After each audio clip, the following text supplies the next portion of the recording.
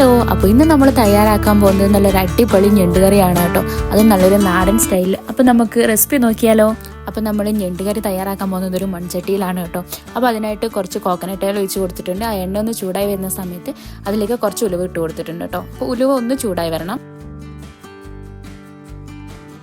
അപ്പോൾ ഉലുവേൻ്റെ കളറൊക്കെ ഒന്ന് മാറി വന്നിട്ടുണ്ട്. അപ്പോൾ ഇതിലേക്ക് ഞാനൊരു മീഡിയം സൈസ് ഉള്ളി മൊത്തത്തിൽ എടുത്തിട്ടുണ്ട് കേട്ടോ. ഒരു മീഡിയം സൈസ് ഉള്ളി അത് കട്ട് ചെയ്ത് വെച്ചത് ഞാനൊന്ന് ആഡ് ചെയ്ത് കൊടുക്കുന്നുണ്ട്.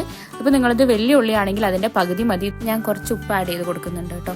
അപ്പോൾ ഇനി ഈ ഉള്ളി ഒന്ന് നന്നായിട്ടൊന്ന് വാടി വരണം. ഉള്ളി നന്നായിട്ടൊന്ന് വാടി വന്നിട്ടുണ്ട് കേട്ടോ. അപ്പോൾ നമുക്ക് ഇതിലേക്ക് കട്ട് ചെയ്ത് വെച്ചിട്ടുള്ള തക്കാളി ആഡ് ചെയ്ത് കൊടുക്കാം.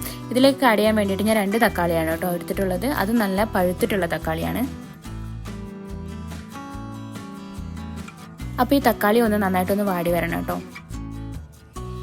അടുത്തതായിട്ട് നമ്മൾ ആഡ് ചെയ്യാൻ പോകുന്നത് 2 പച്ചമുളകാണ് കേട്ടോ. അപ്പോൾ ഞാൻ 2 പച്ചമുളക് കട്ട് ചെയ്ത് വെച്ചിട്ടുണ്ട്. അതും കൂടെ ആഡ് ചെയ്ത് കൊടുത്തിട്ട് നന്നായിട്ടൊന്ന് മിക്സ് ചെയ്ത് കൊടുക്കുന്നുണ്ട്.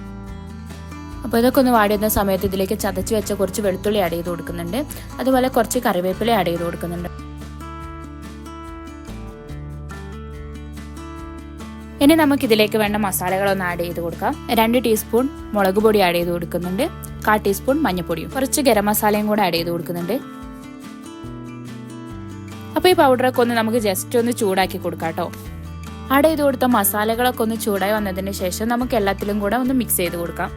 ഈ കൂട്ടിൻ്റെ ചൂടൊക്കെ ഒന്ന് തണിഞ്ഞതിന് ശേഷം ഞാൻ മിക്സീൻ്റെ ചെറിയ ജാറിലിട്ട് നന്നായിട്ടൊന്ന് അരച്ചെടുത്തിട്ടുണ്ട്. ഇതൊക്കെ ഒന്ന് അരച്ചെടുക്കണമെന്ന് നിർബന്ധമൊന്നുമില്ല കേട്ടോ, വേണമെങ്കിൽ ചെയ്താൽ മതി.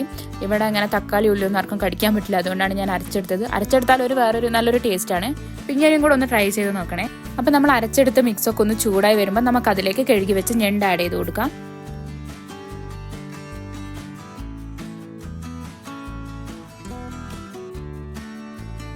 ഈ കൂട്ടും ഞണ്ടിലേക്ക് നന്നായിട്ടൊന്ന് മിക്സ് ചെയ്ത് കൊടുക്കാം കേട്ടോ.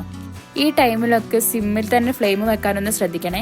അപ്പം ഞാനൊന്ന് ഉപ്പ് നോക്കിയിട്ടുണ്ട് കേട്ടോ. അപ്പോൾ ഉപ്പ് കുറച്ച് കുറവാണ്. അപ്പോൾ കുറച്ചുകൂടെ ഉപ്പൊന്ന് ആഡ് ചെയ്ത് കൊടുക്കാം. ഈ ഒരു ടൈമിലൊന്നും വെള്ളം ആഡ് ചെയ്ത് കൊടുക്കുന്നില്ല കേട്ടോ. ഞണ്ടിൽ തന്നെ വെള്ളം ഇറങ്ങും. അതിൽ തന്നെ നിന്ന് വേവുകയാണെങ്കിൽ അതിൽ നന്നായിട്ട് മസാല പിടിച്ചിട്ടുണ്ടാവും.